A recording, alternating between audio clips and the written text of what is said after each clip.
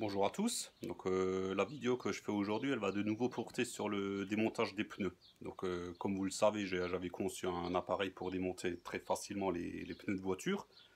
Et du coup là j'y ai apporté une amélioration qui me permet également de démonter les pneus de moto. Ce que je ne pouvais pas faire jusqu'à présent avec l'appareil de base qu'on achète sur internet. Donc j'ai apporté une amélioration pour pouvoir démonter les pneus de moto également. Donc je vais vous présenter ça de suite. Donc voilà l'outil de base que j'ai créé pour démonter les pneus de voiture, donc qui marche très bien, donc qui s'adapte sur l'appareil qu'on achète sur internet. Entre temps j'avais également supprimé le talon pour décoller les pneus que j'ai fixé au mur. D'ailleurs ceux qui ont vu la vidéo, vous pouvez voir j'ai rajouté des équerres au sol et je l'ai fixé maintenant avec un scellement chimique, donc là c'est bon, ça bouge plus. Donc avec ça, je peux décoller les roues de voiture, les roues de moto, c'est pas un souci. Par contre, les roues de moto, c'est impossible de les passer là-dessus. Donc à ça, j'ai créé ça. Donc c'est un support.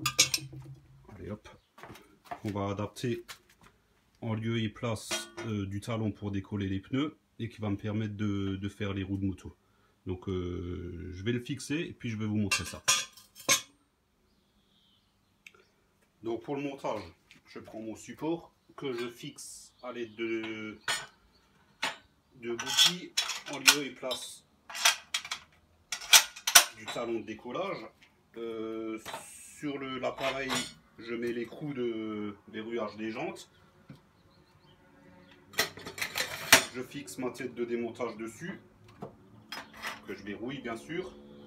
Après j'ai acheté 3 pieds de meubles en plastique pour pas abîmer les jantes, hein. Donc c'est des pieds de meubles standard, ça vaut 1 euro, hein, ça fait diamètre 60 et hauteur 40, que je peux fixer à différents endroits, et avec ça je peux couvrir les jantes qui vont de 16 pouces à 21 pouces, ce qui couvre la majeure totalité des motos, hein. J'ai demandé à un tourneur fraiseur de me fabriquer deux petits cônes. Donc ils font à peu près 2 cm de hauteur, qui partent à 15 mm et qui vont jusqu'à 30. Là c'est pareil, on couvre 99% des axes de roue de moto, hein.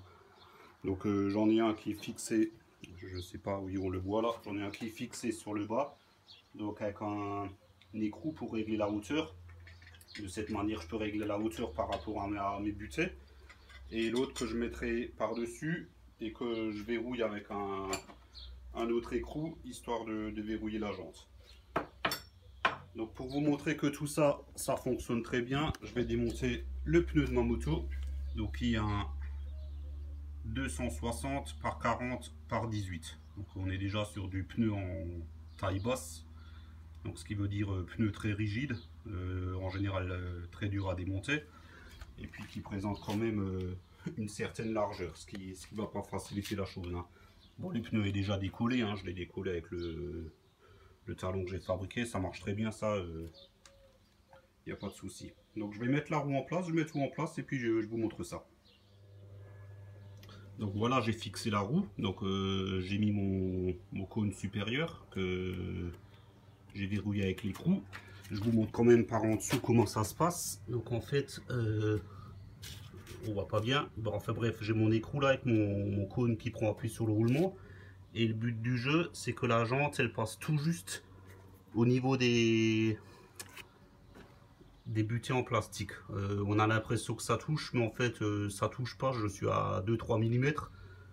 C'est vraiment histoire d'avoir un appui quand je vais appuyer. Bah là, comme je l'ai déjà fait, ouais, j'ai pas filmé.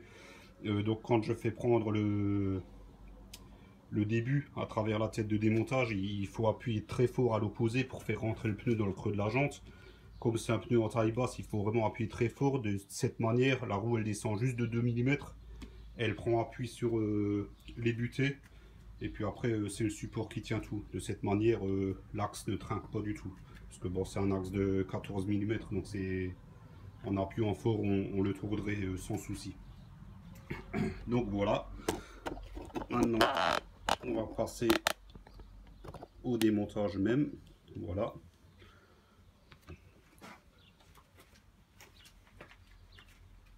comme dit, ouais, suffit juste de faire levier, de faire prendre le pneu. On enlève ça pour pas le casser. J'ai même pas besoin de bras de levier. En fait, les machines à pneus professionnels, c'est un moteur qui tourne. Là, le moteur, ben, c'est moi. Donc, je prends mon pneu et je tourne. Et voilà, tout simplement. Donc, bon, là, je vais pas l'enlever entièrement parce que voilà, c'est un pneu tout neuf, hein, il n'est pas usé. Mais bon, le deuxième côté, c'est le même principe. Donc là, pour le remontage, comme n'importe quel pneu, un peu de graisse tout autour. Et puis, on y va en sens inverse, tout simplement. Et pareil, tout à la main, quoi. Le tout est de bien le maintenir dans le creux de la jante. Voilà. Et puis là, hop. Et voilà. Donc ça marche super bien. Je peux vous assurer que si ça marche sur un pneu de 260 en 40 de hauteur, ça marchera sur n'importe quel autre pneu. Et là, après, on redéverrouille. Voilà. Et on peut enlever la tête. Et après, il suffit juste de redévisser. On enlève la jante. Le pneu est changé. Voilà. Merci d'avoir regardé cette vidéo. Et puis, ben, à une prochaine.